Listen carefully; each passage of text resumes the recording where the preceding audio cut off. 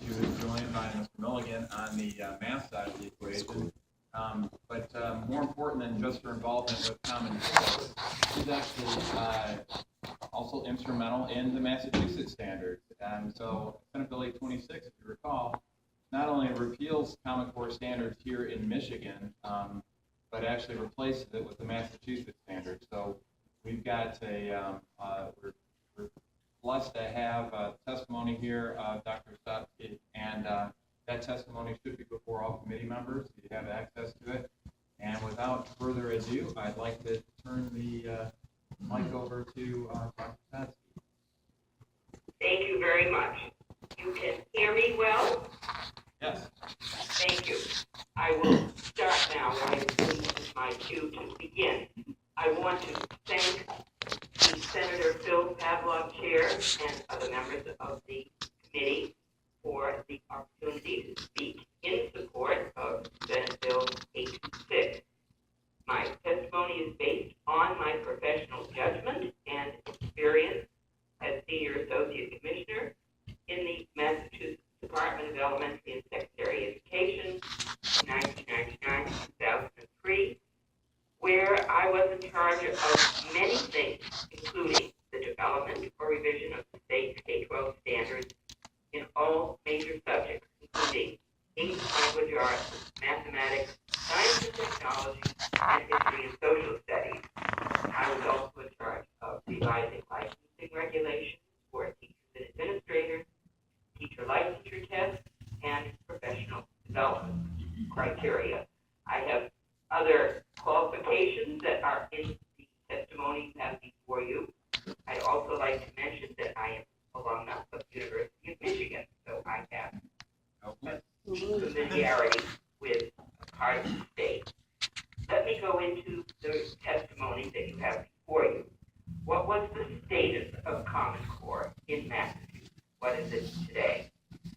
In 2010, the Board of Education adopted Common Core standards to replace its own 2000 math standards and 2001 English language arts standards, chiefly for $250 million in race to the top money. That is well known, commonly known. The board also adopted Common Core's ELA standards for the standards, the guiding principles that were in the 2001 ELA framework, and its two appendices of recommended authors that had been vetted by the Morning Book editors, the premier children's literature magazine in the country that is located in Boston. They did that pro bono for us. These additions all appear in the 2011 version of the state math and English language arts curriculum framework. We also revised in 2015 slightly, according to what I know has happened, the pre-Common Core science and technology or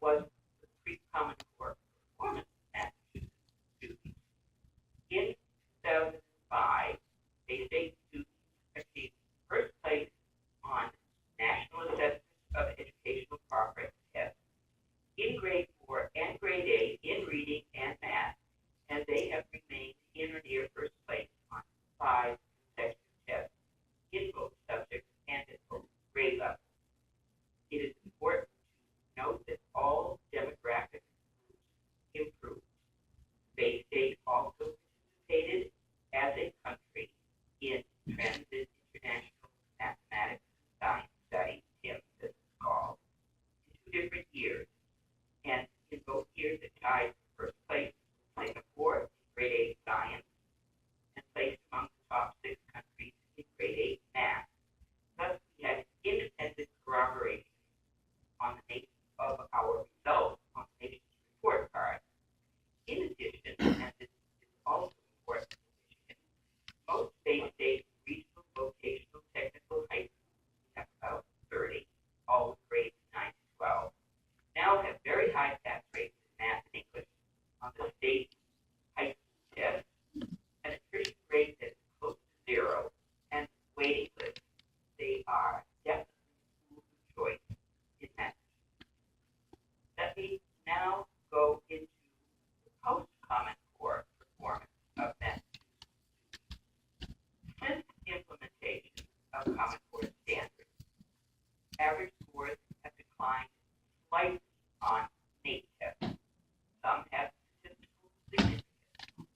There are no increases in student achievement on other tests or in other ways.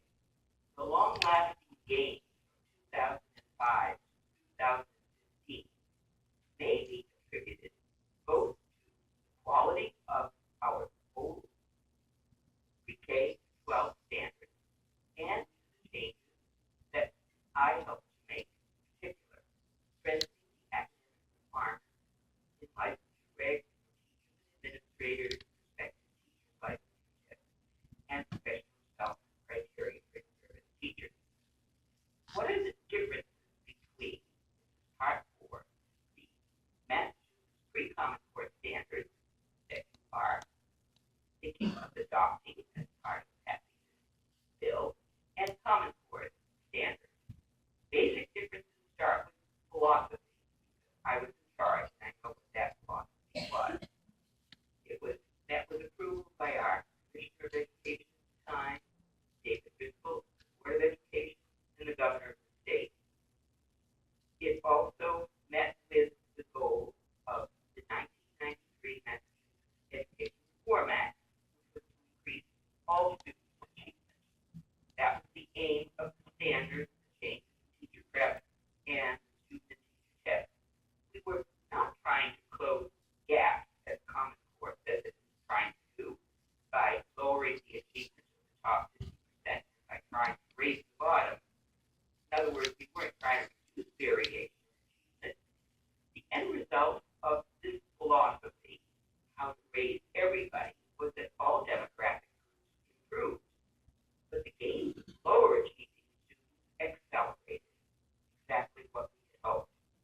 The second major difference concerns the focus of our ELA standards. State English teachers wanted an emphasis on literary studies, so the lack of alignment between Bay State 2001 ELA standards and Common Core can also be seen in the differences between the tests that are based on these standards. In other words, difference between state's own tests and Common Core-based tests. English teachers also wanted an emphasis on literary, not nonfiction works in state tests. They even recommended a 60 to 40% distribution, and they wanted a stress on older rather than contemporary work.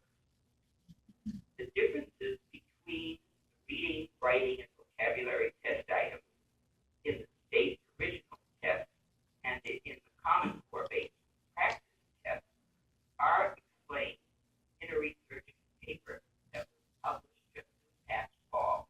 I give you the link to that. Now let's go into reasons why Michigan should repeal its Common Core standards. Among the most important reasons, Common Core standards are not rigorous. They don't make students ready for a high school diploma, never mind authentic college coursework. 2, they lack a research-based and international benchmarking. The lead standards writers lack background experience, competence for writing, and there is no record that they use appropriately all feedback they receive from hundreds of reviewers, including state. Number 3, a K-12 mathematics curriculum tailored to Common Core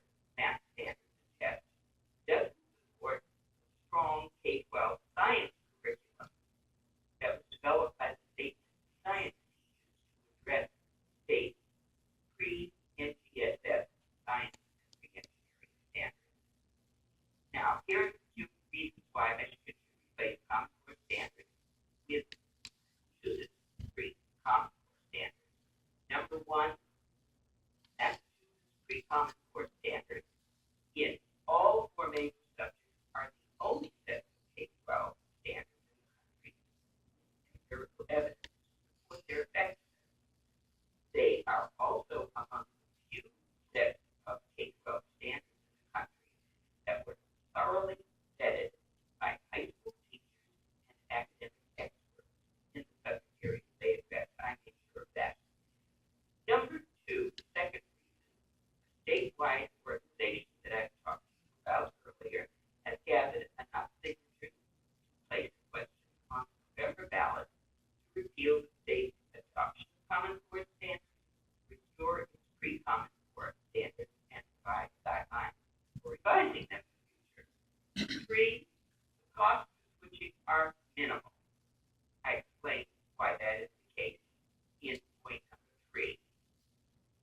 And no extra professional development was needed by the state teachers to teach them at the time they were implemented in Massachusetts. And I go on to details about them. Now, point four, state tests that were based on the state's pre-Common Core standards invoked no complaints from parents or students that I am aware of. One can Google and see what you find any complaints from parents or teachers. And they took up our students in particular, but parents were not unhappy with them at all. And they took up much less preparation and testing time than Common Core-based testing needs. Most used test items were released annually, and teachers used them for instructional purposes. Point number five, the content of all of our pre-Common Core standards and tests were vetted by a number of academic experts, and teachers placed them at appropriate grade levels. Teachers also participated in setting passing scores and performance levels along with parents and legislators, which is probably why they were accepted so well and stayed in place so long. I've added a point number six that I want to mention. Michigan has a demographic profile that is not too different from that of Massachusetts. Michigan's majority population is a bit larger, but not that different. Moreover, all demographic groups improved in the big state and would do so in Michigan, especially if there were similar reforms in your education and its licensure test. Michigan could easily adopt the required reading fundamentals test still used in Massachusetts. I helped to design it. It was based on my graduate work in reading in the Harvard Graduate School of Education under Gene Shaw, and it has been adopted by 5 other states, including Wisconsin.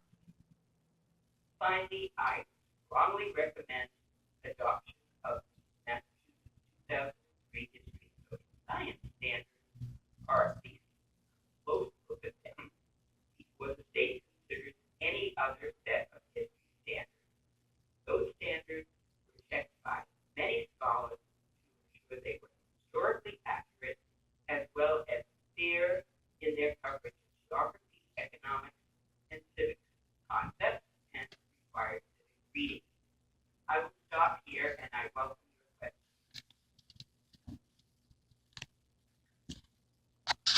Sandra. Senator Colbeck has some comments, and then Senator Kane.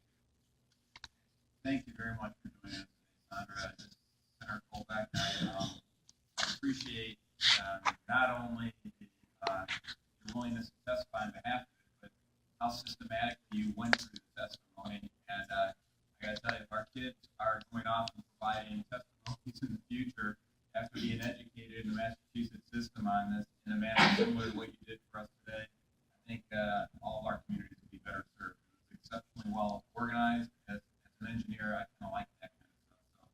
So much appreciated. I also appreciate that highlight that this is the one time when, for all the kids in the audience, it's not so bad to look over the shoulder of the state next to you to find out what their standards are.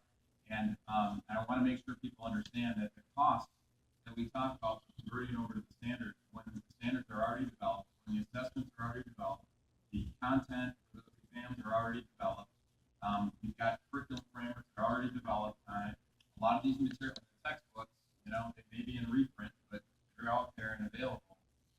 This is a case where the cost for conversion, as Dr. Setsky testified to, this stuff is already, the wheel's already been invented.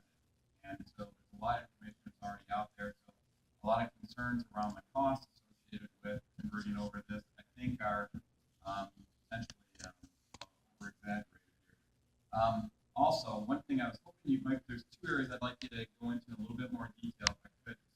One is on, we've had testimony in our previous testimony, there was a discussion around the fact that, well, if the Massachusetts standards are already 94% aligned with the Common Core standards, then what's the difference? And I think you addressed that to some extent in your testimony, but I was wondering if you specifically could address the term 94% alignment.